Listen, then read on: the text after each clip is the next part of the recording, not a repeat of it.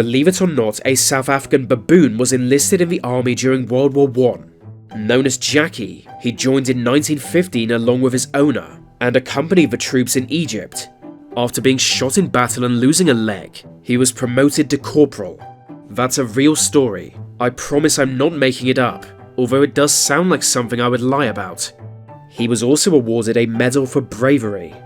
Amazingly, he wasn't the only baboon to serve in the South African army. He was just the only to be promoted. But it really isn't that surprising. Many animals have left their mark on history. Some have even started wars. Corporal Jackie was not the only monkey to play their part in war. In 1920, Greece was at war with Turkey. Both still trying to make sense of the end of World War I. They were fighting over land. Greece was heavily supported by the British and had captured large territories from Turkey. But then the king of Greece was bitten by a monkey. When a fight broke out between his dog and a Barbary ape, he tried to break it up, but then another Barbary ape ran over and bit him in the leg. Hearing the king yell out in pain, servants soon chased the monkeys away.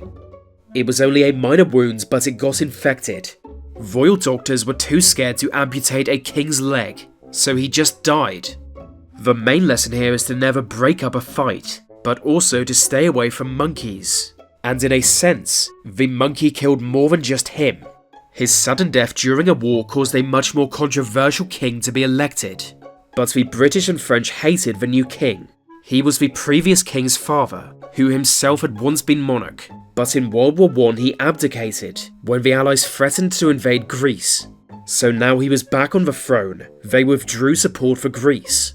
As a result, Turkey went on to win the war, and Greece suffered massive casualties. Reflecting on this, Winston Churchill once wrote, "It is perhaps no exaggeration to remark that 250,000 persons died of this monkey's bite." And it's not just monkeys. Multiple rulers have been killed by pigs. There was a Hungarian lord, an Iranian emir, and even a saint. But the most consequential was a French king. While riding through the streets of Paris, his horse was tripped by a pig. He must have been going at speed, because the king died before regaining consciousness. Some pigs were even put on trial and executed for their killings. That seems unfair, but pigs are considered one of the most intelligent species of animal, so maybe they are to blame for the chaos they cause. In 1859, a pig started a war. At the time, the border between the US and Canada was not entirely worked out. While there was a general understanding, some areas remained in dispute. One of those areas was the San Juan Islands, between Vancouver Island and what's now the state of Washington. With it being in dispute, citizens from both nations had already moved there. One day a pig strayed from a British-owned farm to an American-owned one, and began eating potatoes. When the American farmers shot the pig, it blew up into a crisis. The pig's owner demanded a huge amount of money for the now-dead pig, but being an anti-pig bigot, the American refused to pay anything above $10. As the dispute devolved into a feud, British authorities decided to investigate, so in response the Americans appealed to the US government for protection. To the surprise of both sides, American troops were sent to the islands, so the British too sent a force, and before long more than 2,500 soldiers were there. Luckily, neither side was dumb enough to actually start fighting over a pig, and when the leaders in London and Washington found out about it, they told everybody to calm down. Outside of a shot that killed the pig, not a single round was fired, but the event is still considered a war, with a pig being its sole casualty.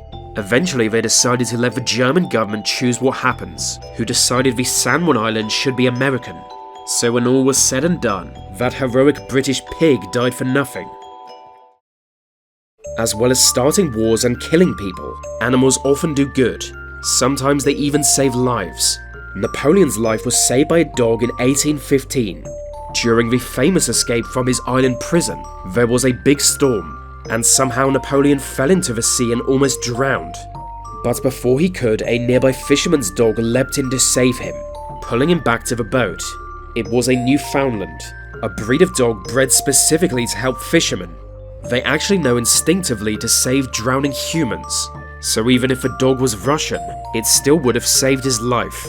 But if by chance it had not been in the area to save Napoleon, history could be quite different.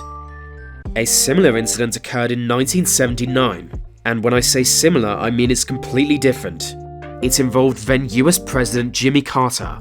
One day Carter was out fishing on a boat, and for some reason a swamp rabbit swam directly towards him. So to scare it away, he splashed for water with a paddle. Strangely, a photographer was there to capture that exact moment. Thinking it would just be a fun little story, the White House released the photo, but the media immediately spun the story, referring to it as the attack of the killer rabbit. Political cartoons mocked him as a helpless victim of rabbits. People genuinely used it as an example of Jimmy Carter's weakness. So as the image spread further and further, it had an impact on public opinion. Carter's White House press secretary later described the rabbit as having gone berserk, claiming it was making strange noises, and intentionally attacked the president. So on the whole, animals are bad. They kill kings and humiliate presidents. And when they actually save lives, those people go on to overthrow governments. They can't be trusted.